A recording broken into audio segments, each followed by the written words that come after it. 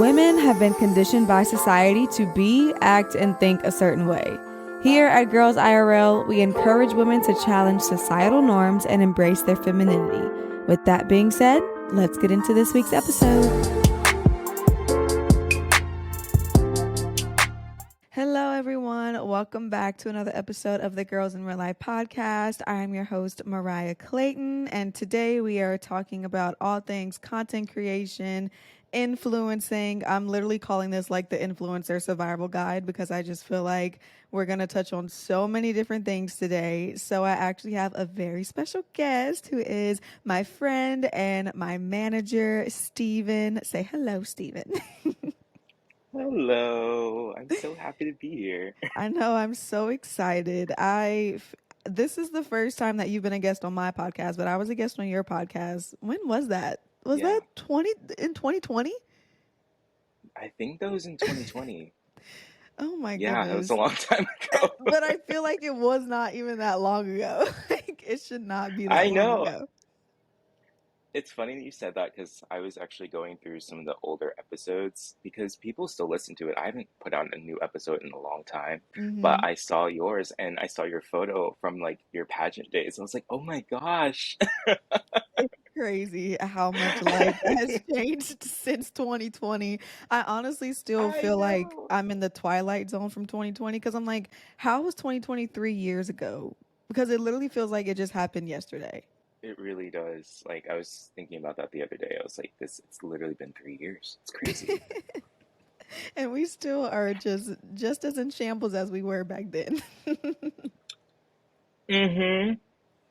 The fact that we're still like having similar discussions that we were having in 2020 in like going into 2023 is kind of crazy. Like Mhm. it's almost like have we learned? And this is in since we're talking about like influencers and content, my brain is on content, so this is what I'm referring to. But I guess this could be applied to other things as well. Oh yeah, I know. Well, for me, I feel like my content creating really almost kind of took off in 2020 just because like I was in the house, I didn't have anything to Hmm. do. It was the first time I made a TikTok and that was just like me posting random things because literally I'm sitting in the house, didn't have anything to do. So I honestly feel like quarantine kind of helped me build my following a little bit because I reached like 10K on TikTok Yeah. and I was just posting a bunch of things and communicating with more brands and I honestly now that I'm looking back like that actually had a huge influence on my content creating. Yeah, I feel like we had so much time to just kind of hunker down. I felt the same way about my own platform. Like, we didn't have any distractions really. We just were in our houses and we had to get creative in more ways than one about how we produce content and also teach ourselves, or from my end, just like how people consume content. Yeah. It's completely changed. Like the whole landscape has changed just because of how people were in quarantine. Yeah, we're gonna get into all of the nitty grittiness today.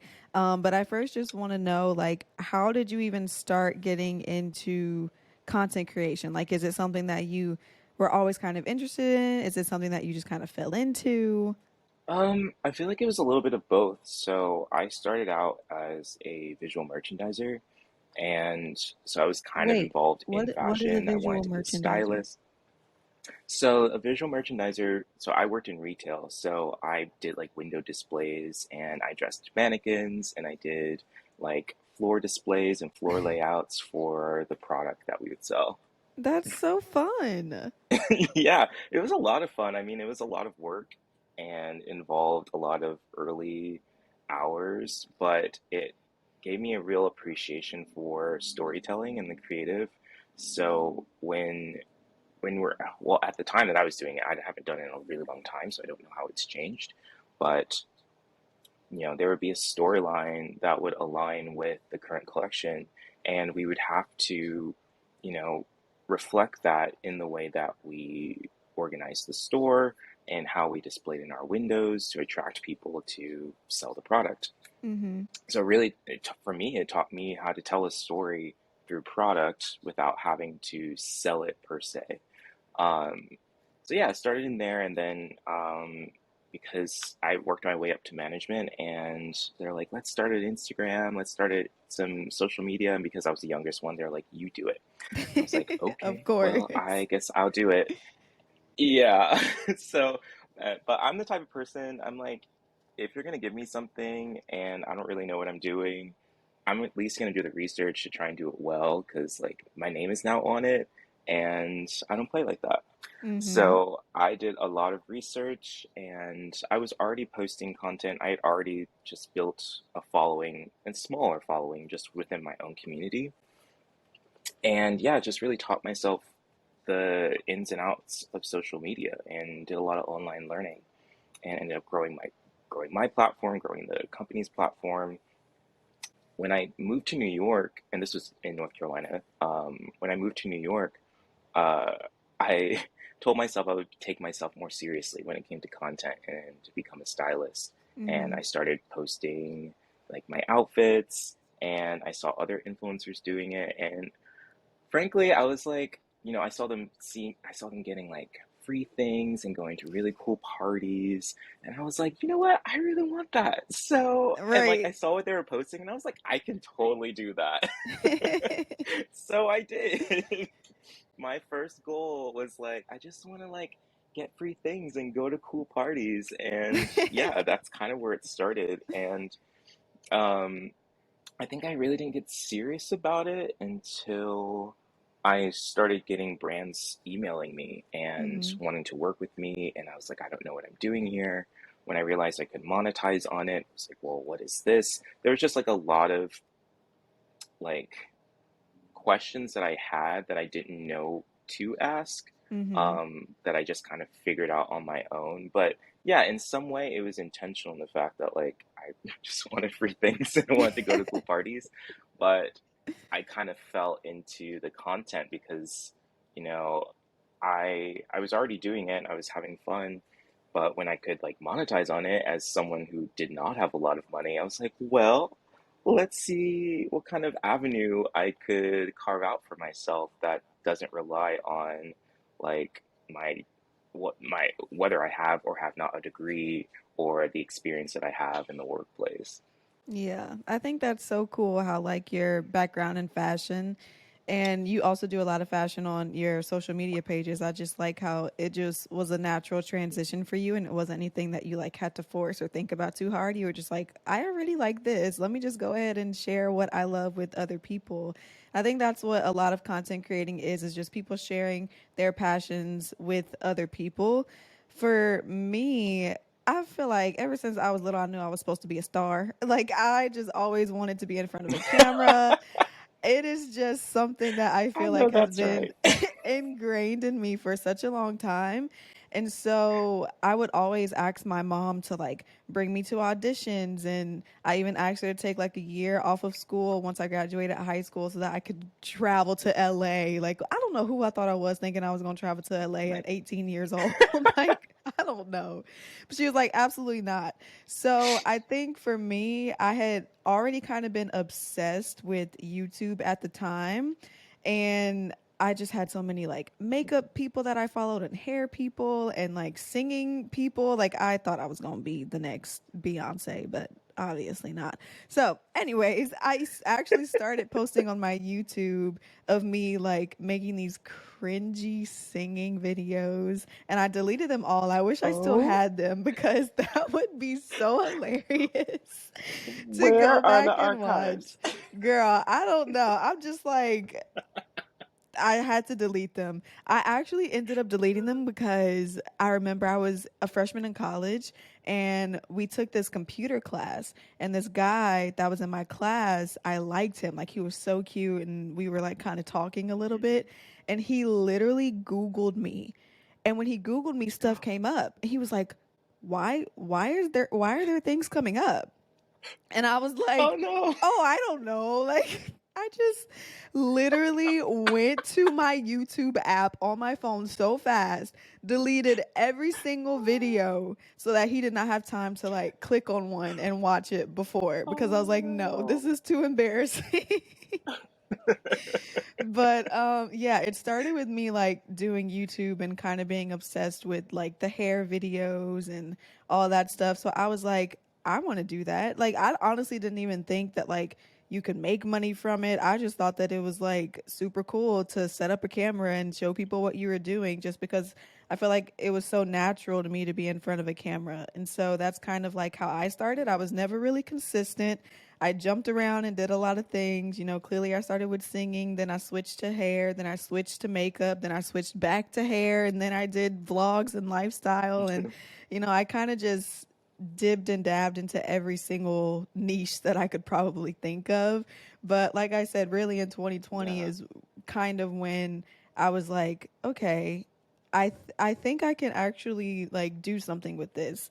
2020 was the first year that I had like a paid brand deal, and it was actually with Curology, which is Hmm. how we met through an event that we did together with Oh, Curology. yeah. So that was kind of like a big deal to me. I got paid $100 for that campaign, and I was so excited. I thought that I was big balling. I was like, yes, I made it. You know, I got my first paid brand deal. And I look back now and I'm like, that was literally nothing. I was a slave working. Yeah. Like it was just so bad. And so I guess that kind of leads me into my next question, which is what do you think are some mistakes that you made early on in your content creating career that you just kind of look back on and like, why did I do that? Oh wow. Yeah, I think I would say I started saying yes to things that I didn't need to say yes to. Oh, Like I that's would a say good yes to one. partnerships or yeah, it just I think in retrospect it just dilutes your brand. And for me, it was, I didn't enjoy making that content. I look back and it's just cringy because I'm like, I didn't enjoy doing it. I only did it because I was like, it's a brand. I want to start doing brand partnerships and I have to start somewhere. And yeah, like that's true. You do have to start somewhere, but it should be authentic to you. So Yeah. yeah, I feel like that was the biggest mistake that I made. I also think that I didn't. I wish I had talked to my peers earlier on in my like content creating career because I now that I'm older, my community of creators is so invaluable. Like I've I'm really fortunate to have people around me that I can be like, hey, like this brand reached out to me with these deliverables. This is the offer that they gave me. Like, and if they have the same partnership, we could compare notes, Mhm. or if it was a partnership that they had done previously, they can be like, well, this was the process that I went through, and like take with this as you will. So, like, I wish earlier on I was just like, DMing people being like, hey, you're a content creator like me. I'm trying to get to where you're at. Like, can you help me like navigate this? Yeah. Because I think it would have just made things a lot easier for me. Yeah. I think that's a mistake that a lot of people make early on in their careers, just like saying yes to everything. And that's when you have those people Hmm. who kind of lose trust with their audience because it's like, okay, girl, last week you said you was using this skincare brand and now today you talking about you using this skincare brand and tomorrow you're going to be talking about another skincare brand. And it's like, I Yeah. can't trust your word anymore because you're literally just taking brand deals for the money or for the exposure or for whatever the case may be. And so now Hmm. you don't have the trust of your following. So when you do actually post something that is authentic to you, literally nobody's going to believe you. Yeah, exactly. And it really, it's hard to gain that credibility back. And like, not saying that, I mean, I stopped pretty early on because I realized I was like, I really don't like this at all. And with Yeah. the whole skincare thing, I was like trying these things, like actually trying to keep up with everybody, trying these different skincare products, and like ruined my skin. Oh And no. so, yeah, so that's the thing. It's like, even if like, like its context is so key, if those creators that I saw on social media were taking the time to take the projects that aligned with them instead of just taking things that were paying them and like posting a skincare a week, thinking I, as a viewer, didn't have that context, so I just kept seeing like, oh, this is what I'm supposed to be doing. Mm-hmm. But I was also trying them out because I thought that's what you're supposed to be doing. They're supposed to be trying these things out, and they're not, and it ruins your freaking skin. So yeah, like it's it's this is why these conversations are really important because like if we don't just be like pull down the curtain, be like, hey, this is what's going on and this is what I experienced, it Mm-hmm. continues on and on and on. Yeah. So I told you about my first paid brand deal. I got $100 from Curology. I was so excited. I want to Mhm. know, what was your first brand deal? How much did you get paid? Do you look back on it and regret it, or do you think that it's a brand deal that you would still do today? Oh, I mean, Can you even I'm trying to remember? think. I That's the thing. I think my first one was in 2016, 2017. I want to say I want to say it was like $150 or no, it was like Express was running, and I don't know if they're still running this. Um, these like campaigns where they would give you like a gift card, like $150 gift card, Mm-hmm. and like you just shoot content and then post it. So I did that for a while and then realized I was like, what am I doing? Um, but I think my first paid one that wasn't like a gift card was probably like $500. Oh, that's Yeah. actually pretty good. Yeah, I mean, I think it was like right out the bat, with that whole like it was like the first offer that they gave me, but this was Mm-hmm. after like probably a year of doing just like gifted campaigns or getting paid in gift cards or product. Yeah, I think that's what a lot of people don't realize is that's how a lot of influencers get their start is literally through brands gifting them products or them getting gift cards to purchase said product and then just post about it. Like you going to be in the game for probably a little minute before you even think about making money because you have to build up your I guess your portfolio or like your not TikTok. I don't know why I just said TikTok. I mean TikTok, yeah. Like any social media Yeah, platform, honestly, like you have to build up your social media platform so that when brands come and look at your page, it's like, oh, I've seen she's done this type of video, she makes this kind of content, she has this kind of quality. Okay, let me reach out to her and see if she wants is interested in doing this or whatever. And a lot of times these brands what they'll do is they'll be like, "Hey, I'll gift you this, you don't have to post, but we would love if you do post." So a lot of times they give it to you hoping for organic content. And most of the times when brands do this, I typically just create content for them anyway, just in case it could ever come into a kind of paid campaign, because you never know what could happen. yeah, But honestly, if you love the product and you're already making content, like why not just throw them in there, give them a little shout out, and see if there's anything that comes from it. But I don't think a lot of people realize like you're gonna get a lot of duds and a lot of people who say they want to work with you, and they're probably not gonna offer you any money because the more that mhm, they can use you and realize that they can use you, they're going to. So if you keep coming back or if they keep coming back to you and they're like, "Oh, can we send you more stuff? Can you if we send you this, can you post this video?" and there's still no talk about money, they just trying to see how far they can take it before you actually be like, hold on a second. We need to talk some numbers. yeah. Well, also, I think even in those conversations, they're very important, and it's how you set yourself up. So with these gifted partnerships, I find it important, especially if you're starting out, is to figure out, if I'm gonna take this on just to like build out my portfolio, let me talk to the brand. Like I would be they'd be like, hey, we want to gift you this product. You don't have to post, but whatever. I would be like, hey, thank you so much for the gift. I'm really looking forward to building a relationship with the brand. Mm-hmm. And I would love to provide this sort of content. Like, treat it like a paid partnership in the sense that you're like, hey, like, this is what I'm going to provide. It'll be on this date. Show them that you're prepared for the process of a paid partnership.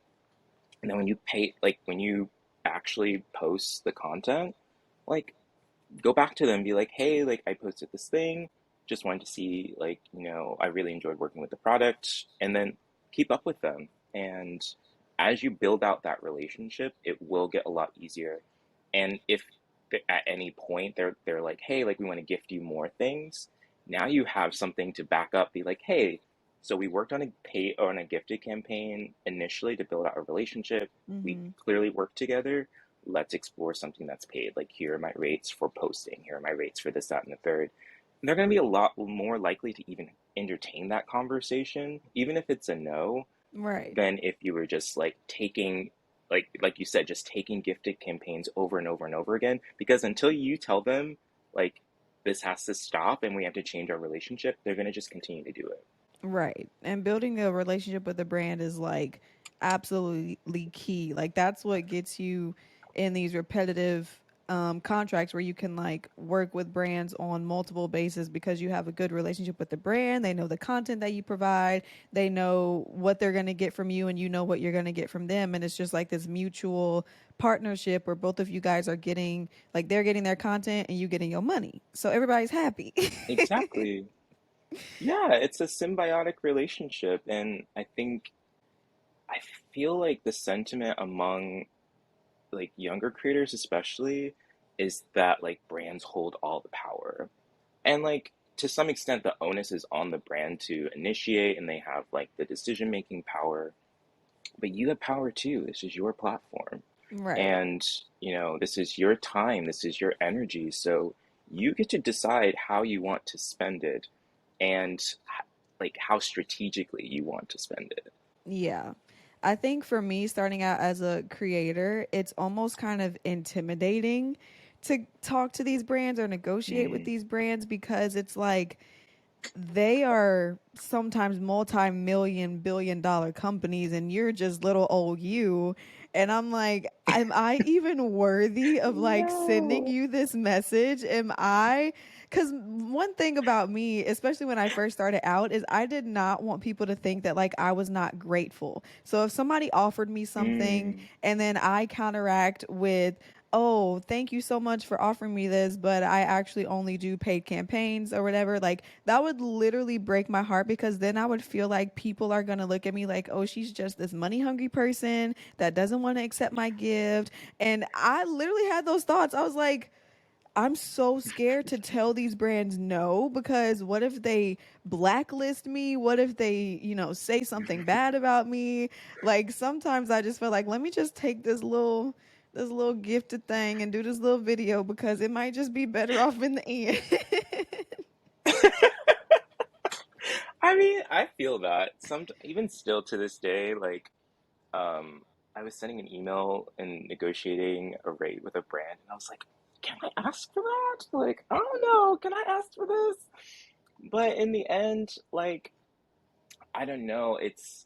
I, I, it's so helpful. I mean, you have to go through your own process to find that strength within yourself to be like, no, this is something that I want, and Hmm. this partnership will help me to get to where I want to be, and that I also bring value to the table. Like that was what I had to come to terms with like talking to brands and just being like, yeah, like you guys hold a lot of money and a lot of power, and I would be really honored to work with you guys. And like, my platform just, my influence is not matched like the level of influence that the other brand has. Right. However, in many cases, it's like the brand reached out to you, so clearly there's something in you, there's something about your content, about the way that you present yourself online that the brand wants to align themselves with, and that in and of itself is valuable. And that's why Hmm. I feel like it's, and when I come at it from that perspective, it becomes a lot easier to ask for the things that I want because I know that I'm bringing something to the table. So what is it worth to me to, you know, lend myself to this brand essentially? Yeah, absolutely. I think once you realize your own worth, then you, like you said, you become more confident in negotiating your contracts and, not settling for something just because somebody is offering it to you or, it's the first pitch that they give you like, oh, we're going to offer you this much. Like you feel more comfortable negotiating and counteracting, you know, quote unquote business deals, because this is literally Yeah. business on your behalf, because you know what you Yeah. bring to the table. And quite honestly, these brands would not be able to function or have content or anything like that without you. So at the end of the day, like, they need you more than Yeah. you need them. So at the end of the day, you're either going to find a middle ground where it's like, okay, yes, we can, come together on this rate. We can agree to this and go forward with the campaign. Or they're going to be like, no. And they're going to find some other rinky dink influencer and get them to do it for the price that they want to pay. I mean, you're right. I've always said like there it's the content's got to get done. It just isn't matter. The brand doesn't want to do it, so they're just gonna find the person that fits in their budget. And like Mhm. sometimes it's you, sometimes it's not you, and that's just like how it is. Yeah. Like that's why it's so important. Like I think, and this is kind of why I got into wanting to represent creators because like I'm happy to put myself in that little buffer line and be like, hey, no, like this person, like I'm like I assign value to this person, so should you. Mhm.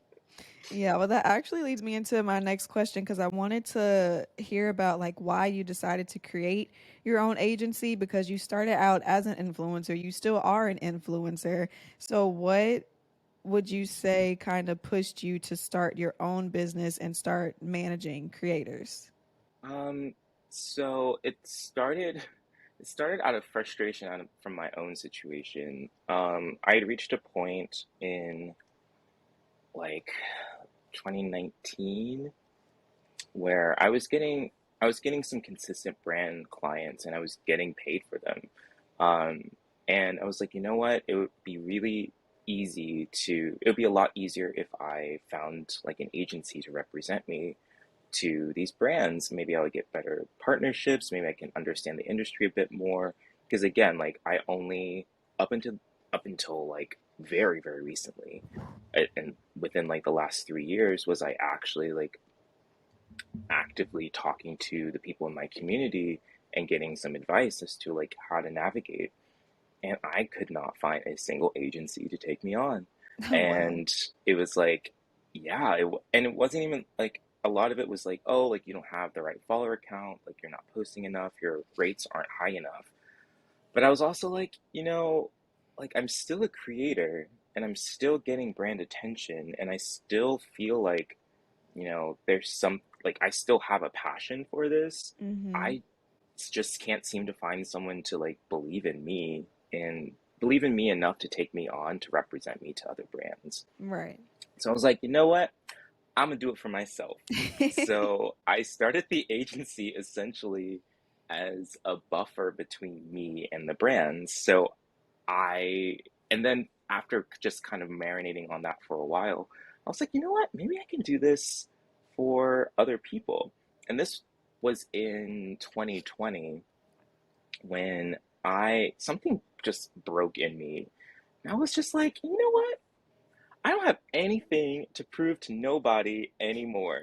Right. And I was like, I've been working on this for so long and I have a social media management background. I've been in strategy. I've run campaigns for brands. I've done so much. And I'm like, you know what? I don't have to prove myself to anyone anymore. So I just started really, and I started reading my contracts as well. And I started noticing that a lot of creators were signing away their content rights. And I started reading more into like the value of your content rights, and Mm-hmm. I started getting really upset. So I was like, you know what? I don't want to see my friends get taken advantage of anymore. So I was like, let me see if. At first, I was like, I don't even know if anyone's gonna be interested in doing this. So yeah, and I posted on my Instagram, and I was like, hey, if you're a creator and you're getting brand deals and you want to be represented, just email me. And yeah, the rest is history. Yeah, no, I love that, because I think it's so funny that you're like, I'm gonna create this for myself as like this buffer between me and the brand.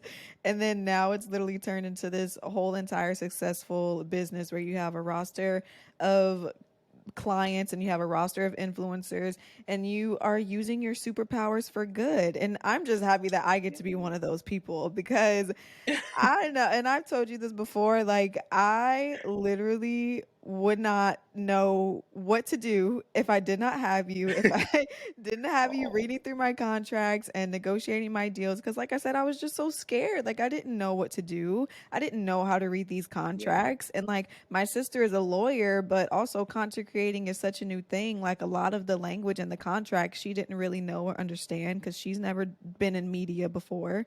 So just being yeah, able to know that like I can call you, I can like ask you a question and you're going to make sure that like one that brands are not taking advantage of me, but two that you're setting me up for like success is just something that I'm so appreciative of and I'm sure every single creator on your roster is appreciative of. So, we're happy for Nobius Creative over here. oh, thank you. That really means a lot. Like, because I really do like. I was having a meeting yesterday with like a PR client, and I was like going. She was like, "Oh, like who's your roster?" So I was like showing like you guys to my PR person. I was like, it's like showing them like my children. I'm just Yeah. like, look at Mariah. Look at what she's doing. She's having her first child. Oh my goodness! And I'm like sharing all these different things, and I'm just like, because I care. I really do. Like it's not like I didn't start Nobius because like I started Nobius and the name of it means no BS because I was like I don't want to be fake in this industry because it doesn't benefit anybody. I'm like I want to Yeah. be really frank and honest and authentic. Like it's just why I don't take on like every content creator that like reaches out to me because I'm like I don't want to just take you on because I want to like maximize on your partnerships. I want to take you on because like I believe in the content that you're doing and that I know that you have a passion behind you to like keep this rolling. Because like I feel like a lot of and maybe I'm getting off topic, but like I feel like a lot of creators when they're looking for representation, they're thinking that this agency is just going to take them and then whisk them off. And there are Yeah. certain agencies that can do that. But my agency is different in the sense of like, we're here to support the creators. So like, there are agencies that are like they require, you know, their creators to post a specific amount of time every single Mhm. day and to bring in a certain amount of money every single month, which I feel is unnecessary pressure on the creator. That is a lot of Um, pressure. it is, and I'm like, it doesn't like as a creator myself, like I wouldn't want that pressure. So I'm like, I formulate the support from like the support that I feel like I would have wanted at that stage of my career. I wanted someone to support the things that I wanted to do. If I said I want to work with, um, I don't know, I want to work with said candle brand, that my agency would be like, okay, bet, like let's find the content or let's find the contact. Let's find like a pitch. Let's think about like the types of rates that you want to do. What time of year do you want to do this? And then do it. And then like Mhm. not have me put in all this emotional labor into it. Yeah. Anyway, I love what I do and I'm so happy that you're happy. So when you are like signing creators or when creators, come to you and are like, I want to be represented, what is something that you look for in a creator in order to be like, yes, I want to take them on, or no, I don't want to do this? um, it's a variety of things. I try and talk to them about like what their aspirations are, what their goals are. And then I just kind of take them through like what we do and like what we believe as an agency. Some of the things I look for are just like consistency. Um, I also like there are certain like metric numbers. Like I try not to take on people. I think we took you on before you hit 10K, but like now we're Hmm. like, we should at least be at 10K when, when we're looking at agency or when you're looking for representation and we're looking at content creators. We're looking for like creators that are already getting some brand attention. Um, And so, like, if brands are like reaching out to you to, on more than one occasion to be like, hey, like, we want to work with you, like, send over your rates, or like, we want to work with you on this said project, or we want to gift you things. Like, if you're starting to see like consistent things, like, we know because that's someplace that we can work from Yeah. because like again, we're a small agency. So we're and then obviously like I want to take on people that like I can communicate well with, who we speak on the same with the same language. I Hmm. think, you know, some like for you, for example, like the way that you think about your content is very strategic, and it's caught me by surprise because your content feels so effortless when you're taking it in and you're consuming it. But like knowing you, you're like everything is intentional, and you have a very Yes. clear idea of like what you see. Like, you know, even just like the rebrand, like the way you articulated your vision was I I truly am like shocked. I was like, I don't see that very often from, you know, influencers, quote unquote. Like, and so I was like, you know, that's something that like we can work from. Like that's something Yeah. that like, you know, you could literally be a creative director, Mariah, if you wanted to. Stop Like that's what it. I was like, I could totally see you doing that. And I'm like, okay, like let's do it. I'm like, I can get behind Mariah because like she's doing the damn thing and I want to support her. Oh, that's so sweet. Thank you. I honestly like I always get so nervous because and especially with the rebrand, but also just like producing my own photo shoots and then like trying to bring other people in to see the vision, like getting a graphic designer and models and all that stuff. Like it is a lot that goes into it for me just because I'm like I even when I'm creating content, I always see the end result first. Like I always see like what I know I want it to look like at the end. And so then when I go into the creative process, I'm able to like put the pieces together. I know exactly what I want to shoot. I know exactly the scenes that I want to get. I know exactly like the quirky little tidbits that I want to put in there, like things that are going to make people laugh. Like I think about all of that because I see it at the end before I even like start creating.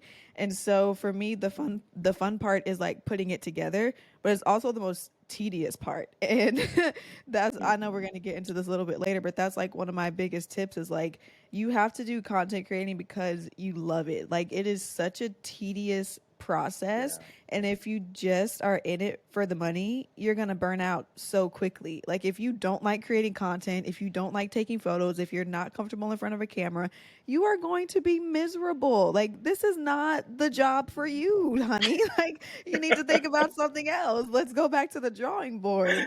But for somebody like me who is such a creative person and I express a lot of my personality through my creativity, I'm like, I love this. Like whenever I create a new video, I literally watch it like 10 to 15 times over because I'm just like, that is Yeah. so good. Like you did that, girl. And then I can only hope that other people when they watch it, they see that they feel the same thing like, "Oh, Mariah really did that." Like that's the kind of vibes that I be trying to be on when I'm creating my content. I'm like, I want Yes. you to feel like I'm just your best friend that you're scrolling through on TikTok and you're like, here goes Mariah again. Like, let me see what she's up to. Like, that's what I want people to feel when they come to watch my content. It comes through like fully. Like I'm like, I know you. And I'm like, I watch your content through and through because it's so interesting to me and it's so authentically you. I'm like, I love it. Well, that makes me so happy.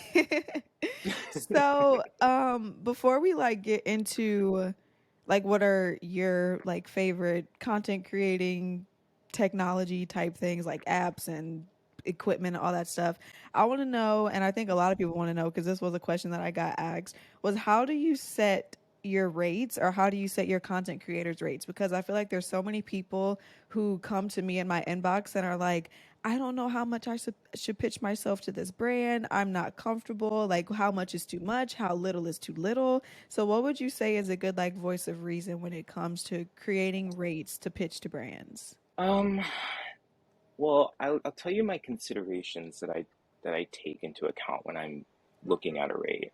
Um, and we'll take this from like a deliverables perspective. Like when I'm reading a set of deliverables, um, like an in-feed post, a video, I think of I don't just think of it as just like posting a video. I think of it, all right, what does it take to create this video? It'll take me doing a creative brief, is there scripting involved? Do I have to do voiceovers? I have to do a shoot, I have to do editing, and then revisions and all these different things. I'm considering all Mhm. these different things from the work perspective. And then I look at my platform and like, what is my engagement? That's the analytical part of the rate um, that I consider. And then I look at how the content is being used. So is the content just sitting on the brand's platform? Is it just, is the brand not using it at all? Are they going to try and use it for paid usage? There is a rate associated with that. Mhm. So I think of it, so when you're looking at sending a rate, think of and consider the work and the time it takes to create it, and also look at your own platform to see, how can I sweeten this deal? For my perspective, I'm like, the work comes first, like, and that is the Mhm. biggest part of it. Like you said, it is extremely tedious if you want to do it right, and to it's hard to create an authentic video that feels authentic but is also strategic. Like something that you do really well is like, you read a brief very well and you can like adapt it to your own voice. So like that is in itself very, very valuable. So it should be priced accordingly. Um, but yeah, I if there's let me know if I didn't answer that or you want something a bit more specific. No, I mean, I know there's definitely a lot of layers to that question. And I think a lot of content creators are just, or people who want to be content creators are like, I don't have this amount of followers. Can I still pitch myself at this high of a rate? And like you said, I think it really does just depend on the scope of work. Like, how long is it going to Mhm. take you to do this? What are they asking you to do? If somebody is asking you to do five in feed posts, a 24-hour story, post this link in your bio, plus a reel, plus we want you to post on TikTok. Like that is a lot of scope of work and it should be priced accordingly. Now, if somebody's like, okay, we just want one static photo. Okay, you don't need to be charging nobody $10,000 to post one static photo. Like, come on now, let's be Yeah. real. So it's like you kind of have to decipher that for yourself. Like, and also, it depends on how much time do you have? Because for me, up until just Mhm. now, social media was on the side. Like, I still had a full time job, I was still doing things in my day to day life. So, it's also like, how much of this time is it going to take for you to complete this work? How badly do you want to work with this brand? And then you can kind of just make your rate from there and just see what happens. Because for me, I'm like, okay, I'm already working 8 hours of the day. Then I got to come back home and Mhm. do this. How long is it going to take me to do this? Do I really want to work with this brand? Is it really worth it? And so at that point, like, I feel like you either set your rates higher so that you're only working with brands that you know will want to work with you and people who are going to pay you what you're worth, or you burn yourself out and you take these little $500 jobs, $750 jobs, Yeah. and you continue to burn yourself out over time. But again, I think it just depends on the person because, like, if you're doing social media full time, then obviously you have time to create more content. But if you're somebody who is just wanting to do influencing and content creating on the side, like, you don't have time for that, especially if you got kids, if you're in school, if you have a job. Like, you want people, you want your time to be worthwhile, and you want brands to be able to see that, like, she is literally taking so much out of her day to do this for us. Like, we want to show her how much we appreciate her or him, whoever.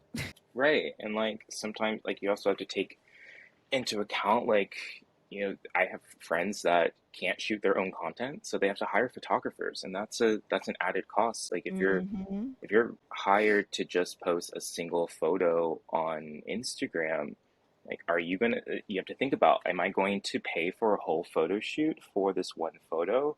Or like do I, so if I am, do I roll that over into the rate that the brand pays for, or do I Right. like lump it in with other brand deals to try and lessen that cost and meet a brand's budget? So there's a lot to consider. It's not so like when people so when people ask about pricing, I'm always like, it's a very nuanced question and people have Yeah. very different answers to it.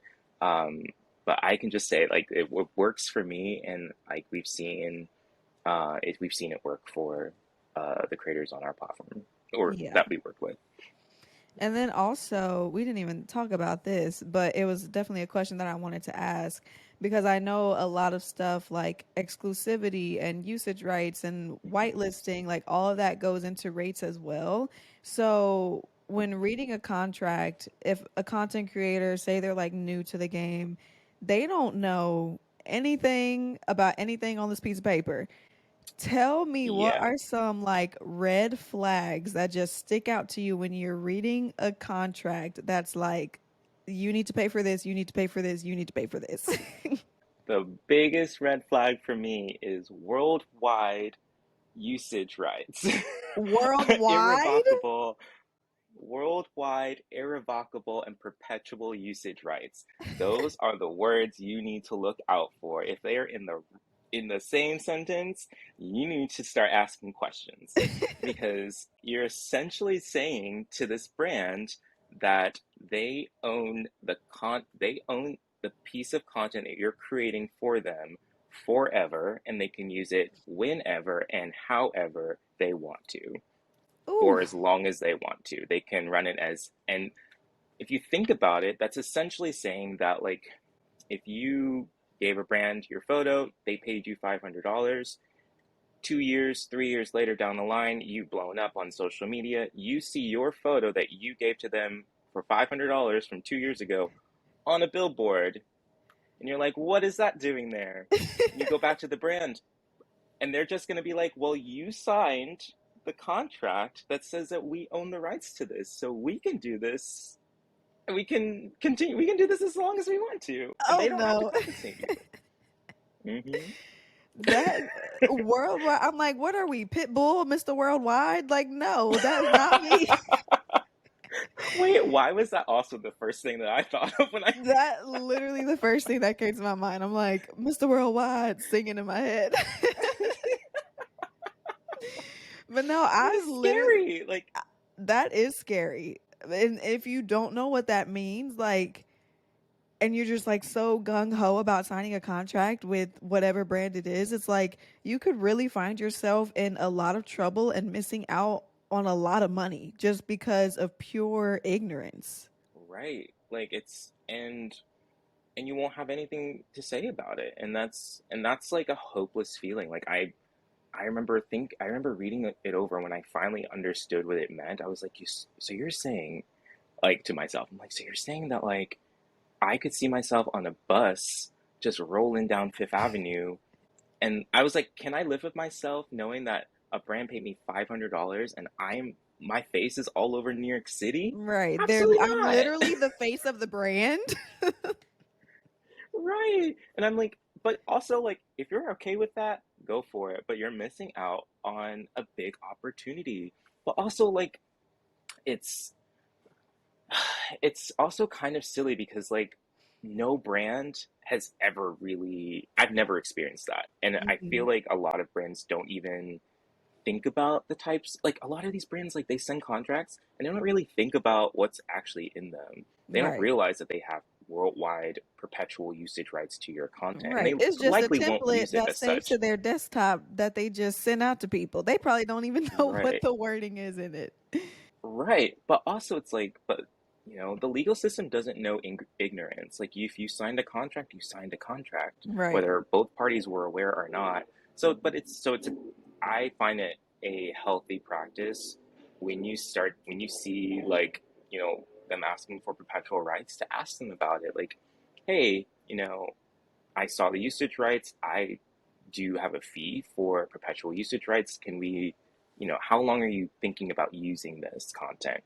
A lot of times they'll come back to you and be like, hey, we're actually only looking to use it, like, organically on social. And then you can be like, great, let that be reflected in the content. Because Right. in the event that you post your content, they send it to you, or you send it to them, and they're like, we love it and we want to run it as ads, now you're in a great position to leverage that for passive income. Yeah.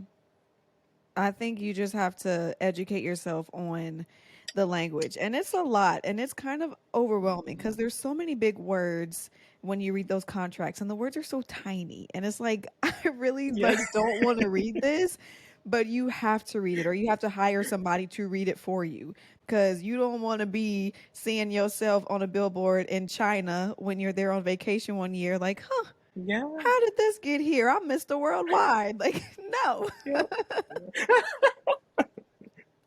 Right, because it won't have context. It won't be like, oh, this is Mariah. We're doing this for her as a gift. They're gonna be like, this is our brand. Right. She is the entire brand, and we got this for $500. Yeah. Okay, it was a steal. Hmm. Like, yep. Like we got this for a steal. Okay, so what do you think are some of the most necessary things that people need to have in order to start when it comes to content creating? As far as like your equipment, maybe apps, anything. Like, do you have anything that you're like, I cannot create content without this? Obviously, a camera. Hmm. Yeah. Are you so? Is it like stuff that I would say that I need now, or like when I started out? When you started out. Okay. When I started out, the only things I really needed was my phone and a an editing software. So I at the time I used Visco, like this any I don't know, is Visco still around? Visco is still a thing. Okay, interesting. So yeah, I would have my phone, Visco, a mini tripod really Mm-hmm. helps, and good lighting.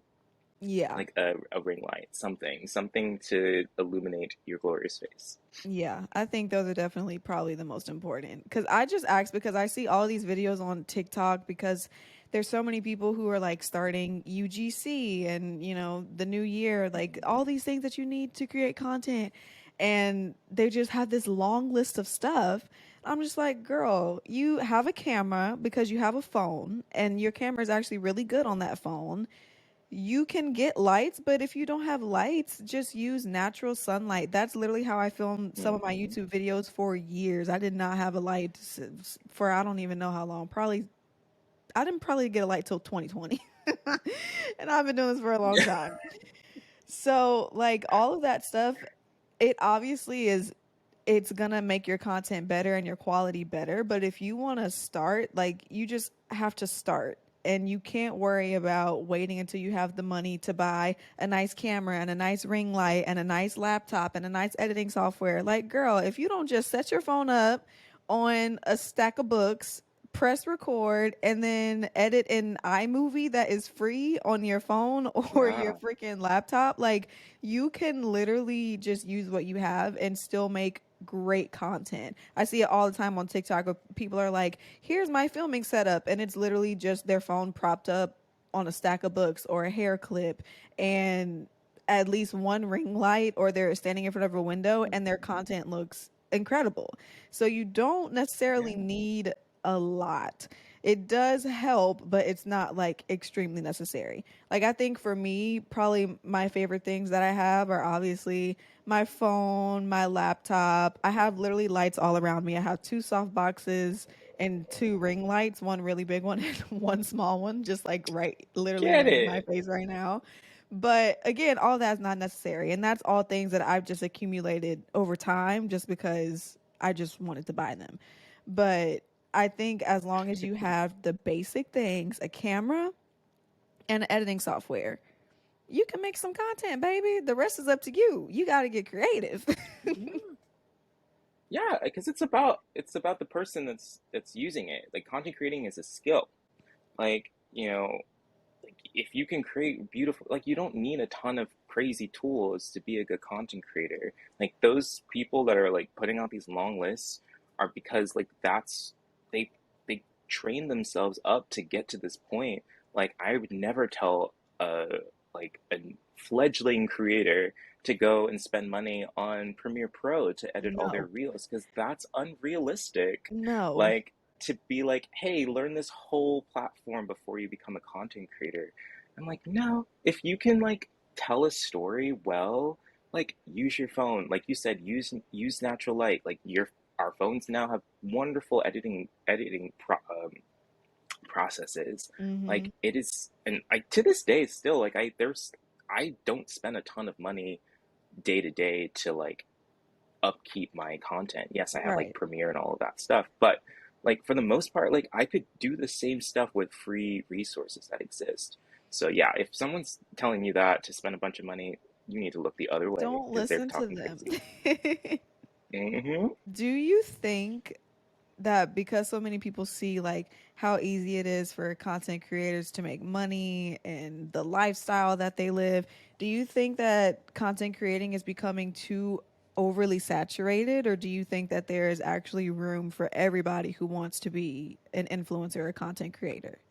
You're gonna hate me, but I'm like, I feel like both of them can be true. I agree. Yes, it is. Yeah, it's incredibly the market is incredibly saturated. However, brands are getting smarter and smarter as the days go on, and they learn because, they're putting things out, they're trying to move some things. I do believe that you can still have a great career as a content creator if you focus on creating good content, not Hmm. just putting content out there, creating videos to put onto your platform, but creating good content, content that tells a story, that is entertaining, that achieves some sort of goal, that builds your brand, that informs your audience about who you are. Like that's the type of content you should be creating. Don't just create things for volume. Yeah. But I feel like the saturation is people are just creating things for volume because it's what's going to keep people in the algorithm, and they think that that's, and I mean to some extent like it's true, like Hmm. being a workhorse does have its benefits on these platforms, but it's like, when you get to the mountaintop, do you want to feel rested or do you want to be ragged? Just Hey, saying. that's a word right there. That is a word. But Hmm. no, I definitely agree. Like, obviously, when other people are being successful at doing something, it's automatically going to want to make other people start to do it, like just right off the bat. But Right. do I think it's becoming overly saturated? Yes, but at the same time, I think that everybody has an audience and you just have to find your audience. You can't be so consumed with trying to be like this other person and create content like this other person and in a sense steal their followers or like get their followers to come to you. Like you have to go out and find your own audience and create your own content and build your own, following on your platforms, because that's you're going to burn yourself out if you're constantly trying to keep up with these other content creators. Like you just have to do things that feel genuine and authentic to you, like we've said earlier, and you can be successful in content creating. Will you have 1 million followers? I don't know, maybe. Will you have 100,000? Yeah, that's probably still good too. Like 10,000 is still good. Like I think so with social media we've kind of lost value of these numbers. It's like if 10,000 people in the real world were following you around every single day, walking in a straight line behind your back, you would think that something was wrong. And it's like people have 10,000 followers. I'm so serious. Like people have 10,000 followers on Instagram or TikTok and they're like, I need more followers. I need more followers. I don't have enough followers. Baby, you got 10,000 of them. Like I think we just are so desensitized to numbers these days, and it's like we're trying to hit all of these Absolutely. big huge milestones, 100K, 500K, a million, 2 million. It's like, girl, 10,000 is a lot too. Like let's not get it twisted. Because they're just numbers. Like I because social media just doesn't, like, being a content creator, and the money doesn't just come automatically when you hit 1 million followers. Like you Right. really do have to be strategic and talk to people and network and like put yourself out there and like be a professional person, because again, like this is a job. Like brands aren't just like throwing their revenue to people that like are just gonna take it and run with it and create bad content or create content that the brand doesn't want. Like they're gonna give their money to people that they feel are gonna be beneficial to them. So Right. like make yourself beneficial. But also it's like, yeah, it's like you want 1 million followers, you want more and more followers. Why? I Right. would really explore that if like if it's something that's like really sitting in of like, oh, like I'm not growing, like, well, why is that follower count so important to you? Right. Like, and if that follower count didn't move, would you still create content? And I feel like those are questions that we have to really ask ourselves because like for me, I'm like, I want to have longevity in this industry. I don't want to just like grind just to get to numbers because, like, Hmm. yeah, those numbers are great and they're big. And like you said, we're desensitized to them, but we also like put so much value on them. Yeah. And I think it's pointless to really think of it like that. Yeah, but I think it's just because people have this idea of the more followers I have, the more money I can make, and the better lifestyle that I can have. I think they associate it with all of those things. And it's like there could be people out there who have millions of followers and literally don't know how to profit from that. Like literally don't know how to negotiate contracts, Yes. literally don't know how to communicate with brands, don't know how to communicate with their audience. They just have this big following for no reason. Like there are tons of accounts out there like that where they have all these big followers, but like their engagement rates suck and like people don't actually like their Mm, posts, whether they're robots or not. Like I don't know if they bought their followers or not, but even still, there are some people who have authentic followers and their engagement rate still isn't there. They still aren't getting paid big bucks for big campaigns. And it's like you, yeah. as the creator, have the control, and as much knowledge as you have on the skill, as much education as you have, like you can make a lot of money and make a living with 10 to 50,000 followers, more so sometimes than people who have millions of followers. Like we're seeing it a lot now. Like I I've talked to people consistently who have bigger followers who have gone viral, who have like, you know, way like they've seen their platforms like triple, quadruple the Hmm. numbers, and they're like, well, they don't know what to do with it. They're getting like requests from brands, or they're not getting requests at all. That's Right. like the myth of like all of these of virality of like yeah, like you went viral, but it doesn't do anything for you. You just have more numbers to wake up to. Right. Like, and that's really it. And I think the more that we as creators like start refocusing our energies into like being good creators and being authentic and like realigning our brains to be like, okay, well, I I didn't my video didn't like blow up and get me like tens and thousands of new followers. Like that's okay. I Right. love what I created and Right. like I I'm doing something that I love and like or in the case like I I've I've noticed and I say all of this because I'm like I know for a fact that I pulled in more revenue as a smaller creator than a lot of people who I know that have way more followers than I do. Right. But it's because I'm just like I believe a lot in my content and I won't allow a brand to diminish me based on my numbers because I'm like I know what I bring to the table. I Right. know that I do really good work and I'm like this is my prices. Right. I'm just like, if at the end of the day, Anyway. you can sit down and watch your content and you are proud of it, that's all that matters. Like, who cares if only 5 people saw it? One thing about me, if anybody gonna watch my content, it's gonna be me. If anybody gonna listen to my Hmm. podcast episode, it's gonna Yeah. be me. Like, I'm going to support myself, and I really don't care if other people are gonna follow suit or not, because eventually they probably will. But for me, I'm just so proud of all the content that I've been able to create that it doesn't matter if it gets 1,000 views or if it gets 10,000 views. I'm like, I love this piece of content that I created so much and I'm so proud of it. And if at the end of the day you can say that and you can enjoy viewing your own content, then you've won. You're in a good place. Yeah, and like and it's also like a cool thing to go back and see how much you've grown. Because like that's why people are like, just put the content out, like start somewhere. Because like you can't be afraid to like try something. You can't be afraid to grow. Like you have to grow into something. No one just like starts off like knowing everything. And like that was a huge thing for me to come to terms with because I was the type of person like in school, like everything was very easy for me. So when I got into this world and everything was not easy for me right at the from jump, I got really discouraged and really upset.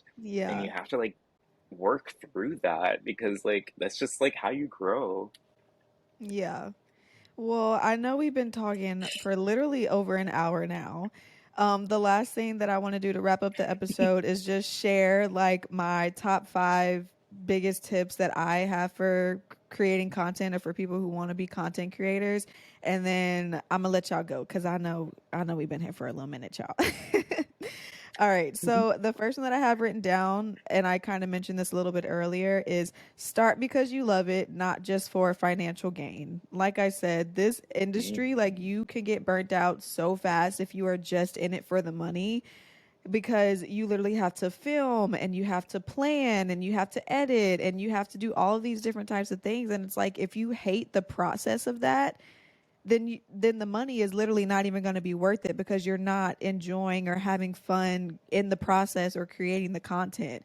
So if you're going to start content creating, like start because you love it. Start because you like being in front of a camera. Start because you like editing. Start because you want to see a story come to life and come together at the end of it. Like, don't Mhm. just do this for the financial gain because, like we've said, it could take a while for you to even get pitched to brands or for brands to even notice you or reach out to you. Like, you have to just start because you love it.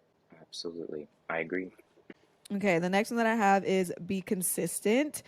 I don't think that anybody can do anything without being consistent, like whether that's content creating or whether that's starting a business, whatever like career path that you're on, you just have to be consistent about it. And whether that means like whatever consistency means for you, consistency for some people means like I'm gonna post once a week or I'm gonna post 2 times a week. Consistency for some people means I'm gonna post 3 to 5 times a day. Like whatever that means for you, you just have to find what it means for you to be consistent and then just stick to that because you can't expect to grow or build a good platform or a following if you're just posting once every 2 months. Like these people don't know you. They don't know when you coming back. Like you like a deadbeat dad over here. Like you gotta be consistent and show up in their lives every day. It's true, and it's funny on that note of like, I've I've seen people who just like post like 1 or 2 times a month, or I've even seen myself because I don't post like a ton. And one day I was just like, oh my gosh, I'm just like not seeing my followers grow, and I was just like, oh, because I haven't really been posting much. My energies have been focused elsewhere.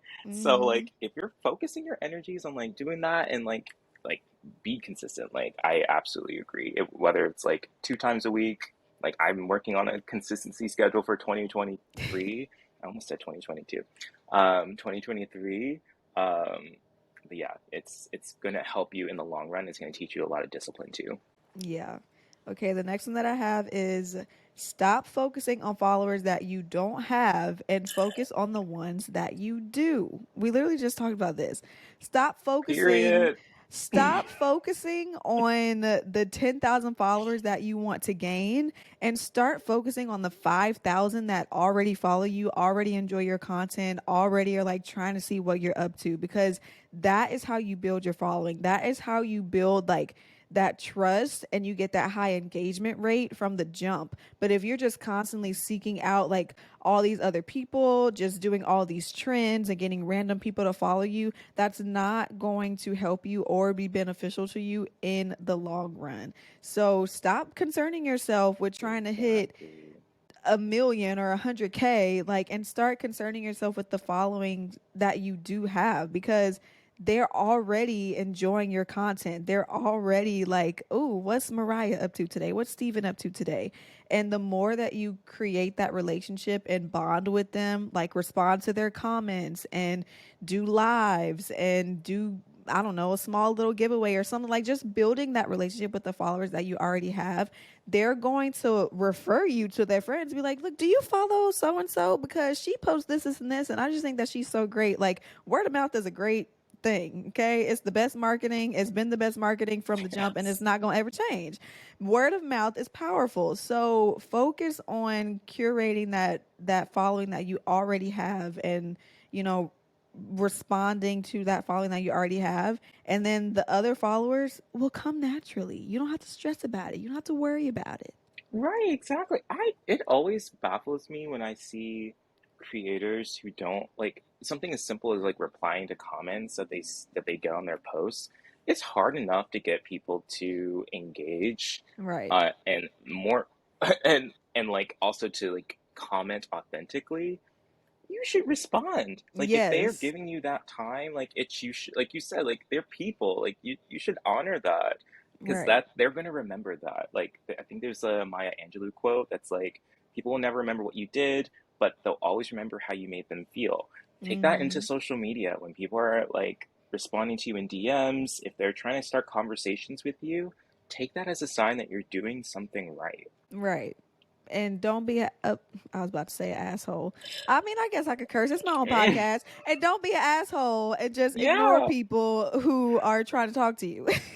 Yes, because they are people, and like I know parasocial relationships are weird, but like have your boundaries, but like at least engage or Right. even just explain what your boundaries are. Like have some Right. sort of dialogue. Right.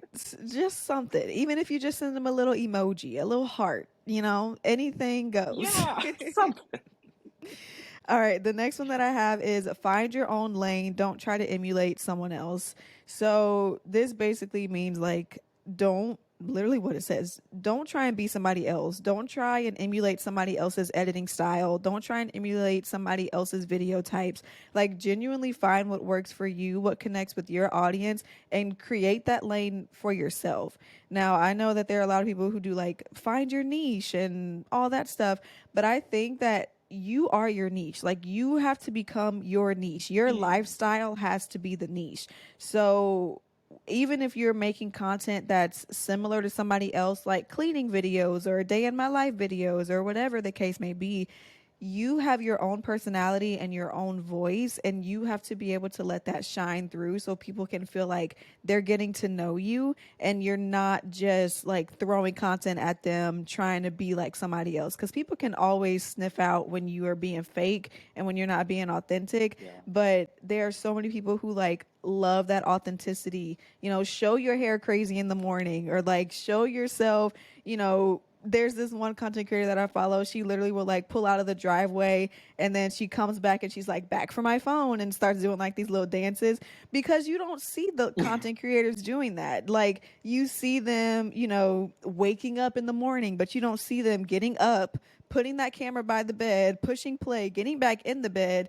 And like those are like the funny things that people want to see. It might not be something Yeah. that you think they want to see, but adding that into your content just makes you have so much more personality, and you become so much more relatable at that point.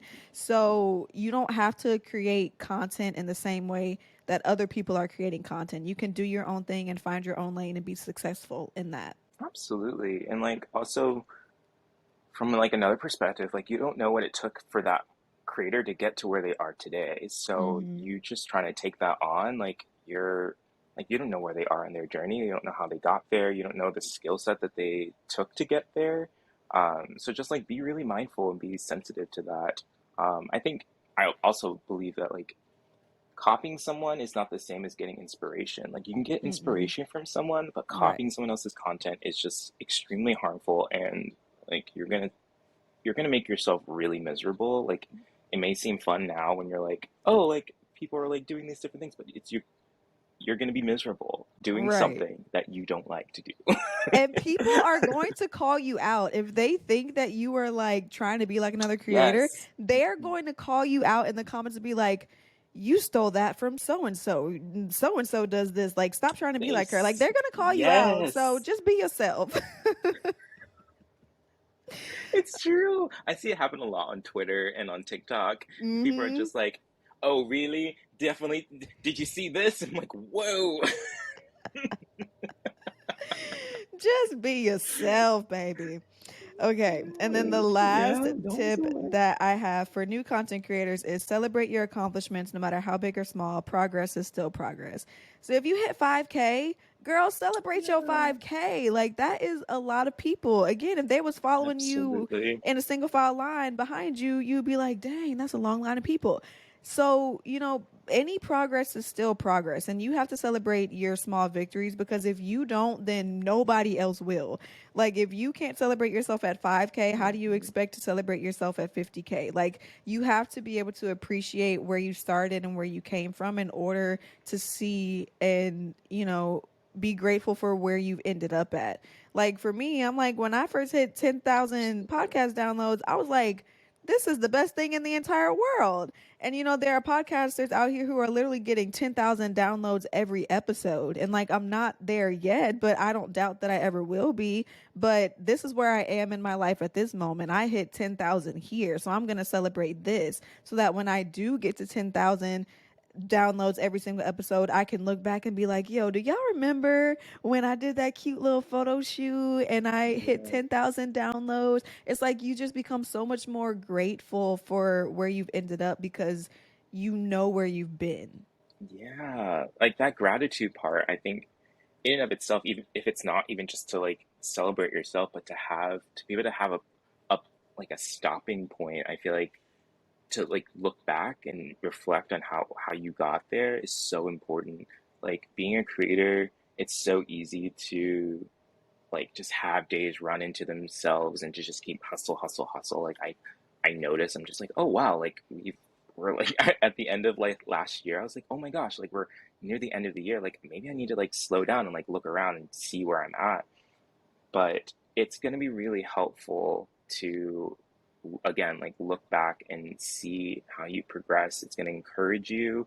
It's gonna make you really grateful for the people around you, and it's gonna give you a second to be like, okay, well, what have I learned? What do I want to bring into this next season? Right. So yeah, and also like it's a great way to reason to like throw a nice little party It to is. Get you celebrate a your cake, get you accomplishments. some balloons, just have a little party and celebrate yourself. Because Yeah. if you don't, ain't nobody else will. Like, if you don't acknowledge that Mm-mm. you've made this a milestone, then literally nobody else will. So you your only hope, girlfriend. Absolutely. Oh my goodness. We could literally keep on talking for hours and hours. Like me and Steven do this all the time, but we're going to spare you guys because I know that we've been here for quite a long time. But I hope that this episode was helpful. I hope that you guys were able to learn something. If you're interested in content creating, I hope this encouraged you about it. And if you were on the fence about it, maybe you heard something that made you want to do it or something that made you not want to do it. So I don't know.